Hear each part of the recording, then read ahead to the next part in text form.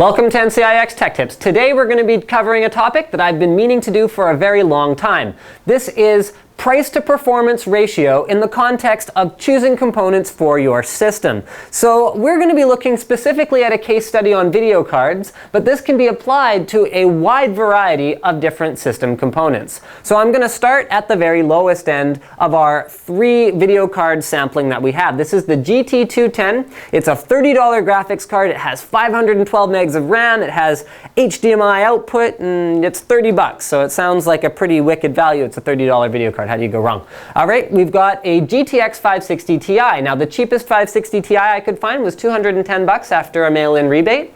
And the 560 Ti has 1 gig of graphics memory, and it has a more advanced processor. It has dual DVI out, HDMI audio out, all that good stuff. And it's quite a bit more expensive than the GT210.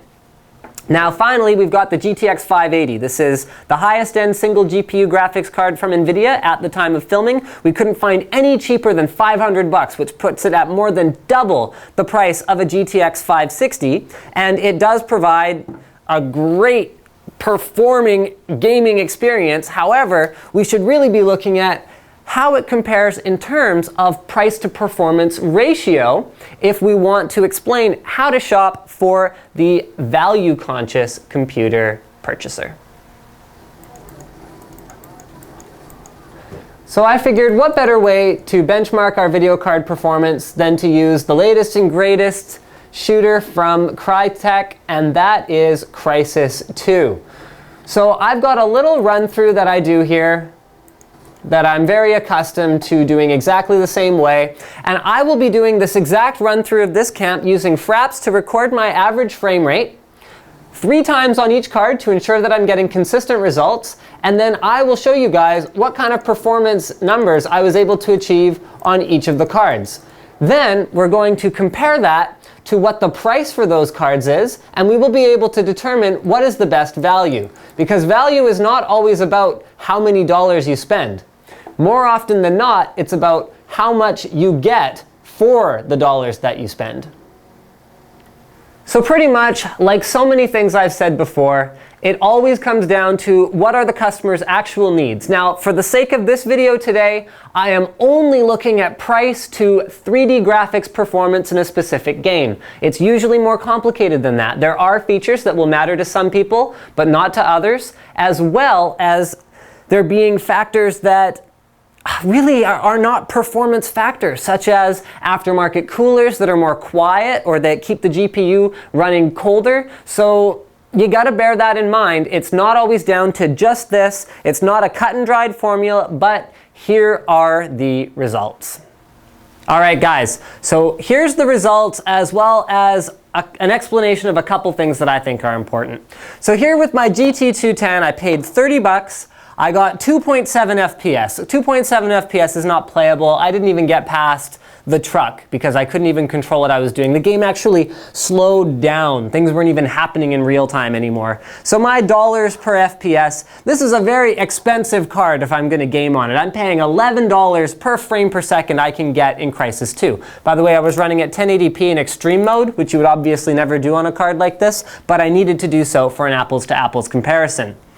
Now, on the other end of the spectrum, we've got the GTX 580.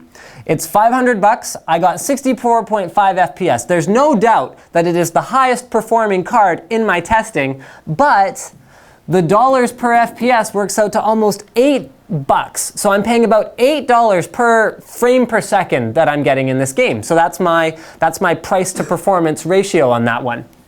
Finally, here we have the GTX 560 Ti. Now there's a very specific reason I included the 560 Ti, and that's because it is one of the best value video cards on the market today.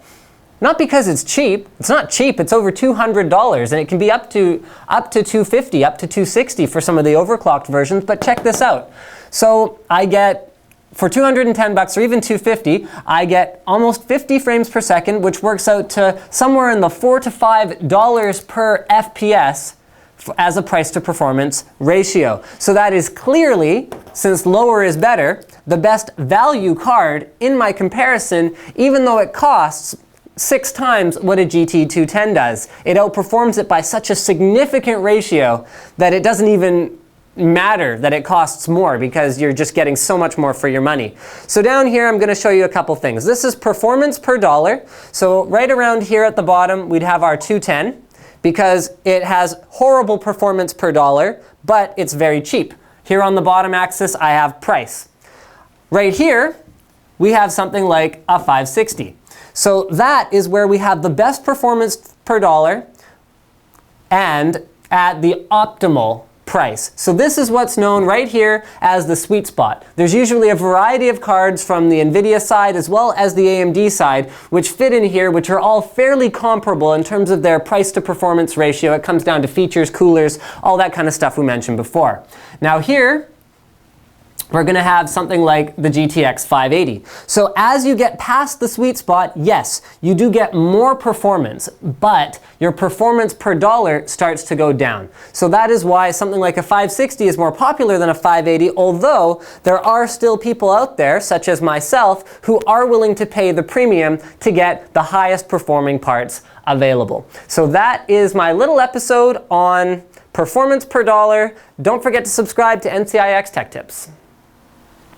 So our question at the end of the episode today will be, what was the last graphics card that you bought? And having watched this episode, would you have purchased something different?